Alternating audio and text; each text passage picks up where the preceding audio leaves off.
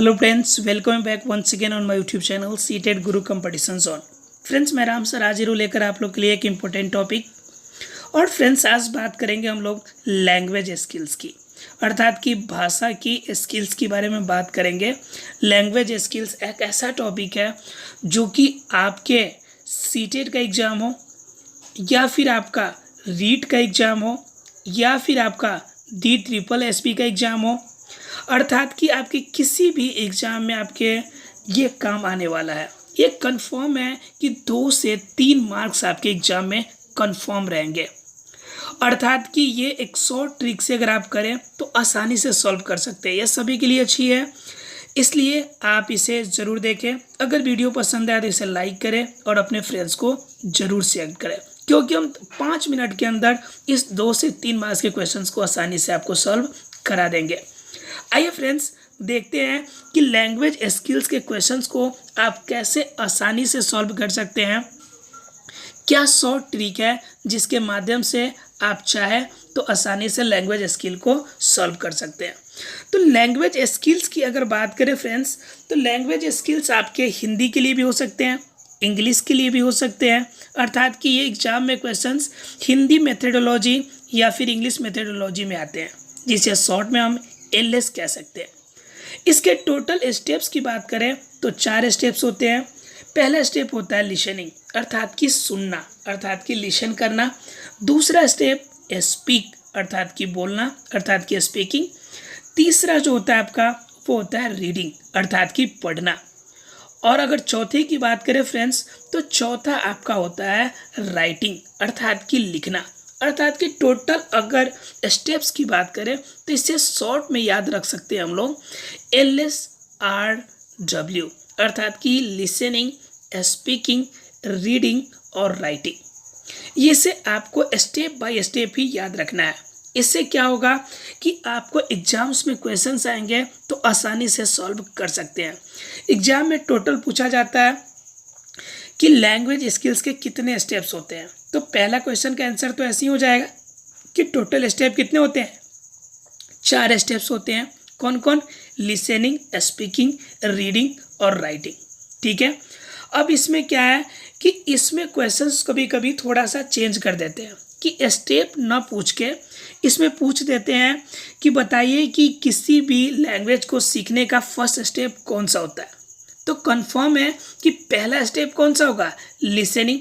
किसी भी भाषा को सीखने के लिए पहले उस भाषा को सीखना जरूरी है। पहले भाषा सुनेंगे, समझेंगे, उसके बाद ही कुछ कर सकते हैं। तो पहली स्टेप इसकी कौन सी आती है? भाषा को सुनना, अर्थात कि लैंग्वेज को ग्रहण करना। ठीक है। सेकेंड स्टेप होता है उसका स्पीकिंग। जो बातें आपने सुनी है, सीखी है, उस बातें को आप एक्सप्रेस कर पाते हैं या फिर नहीं। तीसरी स्टेप्स होती है इसकी रीडिंग, अर्थात क्या? पढ़ना।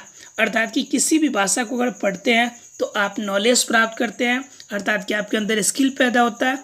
और जब उसी चीज़ को आप लिख पाते हैं तो आपका लैंग्वेज के स्किल का सबसे अंतिम चरण, सबसे लास्ट डेवलपमेंट होता है। कभी कभी एग्जाम में इस क्वेश्चंस को थोड़ा सा करने का तरीका चेंज कर देता है। कभी कभी स्टेप्स आपसे ना पूछ के इसके पार्ट वाइज आपके पूछ लेते हैं कि कौन ज़्यादा बेहतर है। जैसे कभी कभी पैसिव एक्टिव पूछ लेते हैं कि पैसिव स्किल बताओ, एक्टिव स्किल बताओ। कभी पूछ लेते हैं आपसे कि ये बताओ कि कौन रिसेप्टिव है, कौन प्रोडक्टिव है। तो इससे कैसे सॉल्व करेंगे? ठीक है फ्रेंड्स, तो इसमें देखना क्या है कि इसमें प्रोडक्टिव और रिसेप्टिव का मतलब ग्रहण करना। ग्रहण कब करेंगे? जब किसी बात को आप सुनेंगे, ठीक है, या फिर कुछ पढ़ेंगे, तब आप यहाँ पे रिसेप्ट कर रहे हैं। अर्थात कि आप क्या कर रहे हैं? कोई बात ग्रहण कर रहे हैं। तो जहाँ पे रिसीव कर रहे हैं कोई बात, तो वो पार्ट हमारा कहलाता है रिसेप्टिव। और रिसेप्टिव जो होता है एग्जाम में आए पैसिव, तो इसे पैसिव भी कहते हैं। आप इसमें काम नहीं कर रहे हैं, काम कोई और कर रहा है, सिर्फ आप सुनकर ग्रहण कर रहे हैं। ठीक है। तो ये आपके रिसेप्टिव पार्ट है, आप इसे पैसिव पार्ट भी कह सकते हैं। क्लियर है फ्रेंड्स? और दूसरा वहीं पे आता है आपका क्या?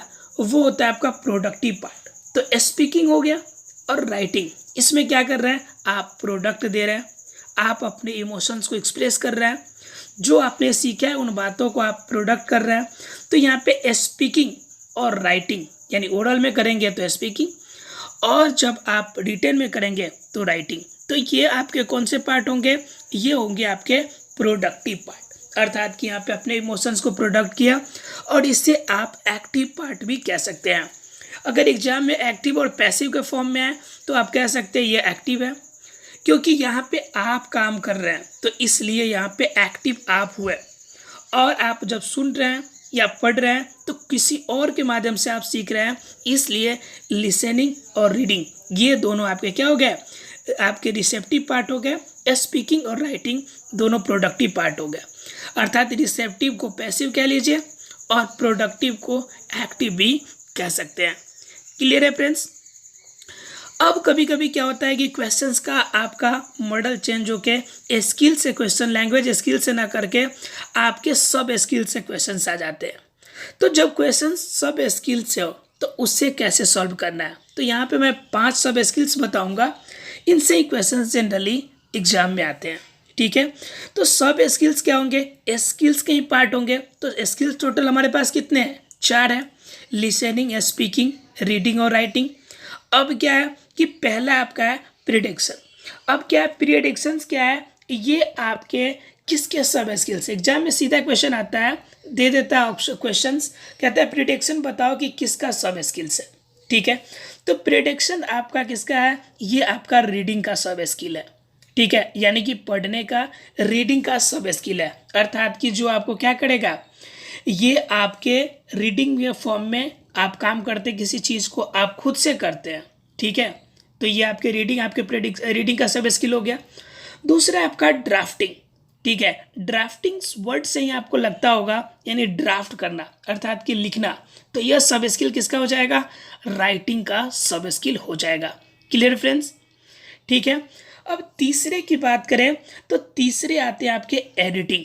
ठीक है, एडिट करने के वर्ड से ही आपको दिमाग में चल रहा होगा कि एडिट करना, अर्थात कि एडिटिंग करना कंफर्म है किसके सब स्किल होंगे? ये राइटिंग के सब स्किल्स होंगे।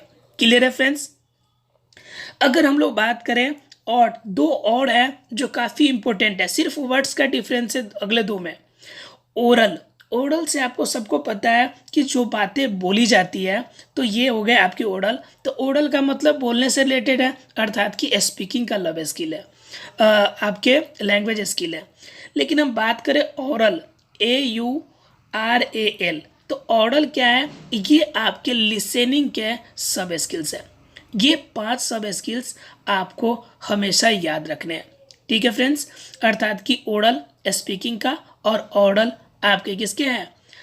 जनरली लिसनिंग का सब स्किल है। क्लियर है फ्रेंड्स? सब स्किल्स को फिर से ध्यान से देख लीजिए।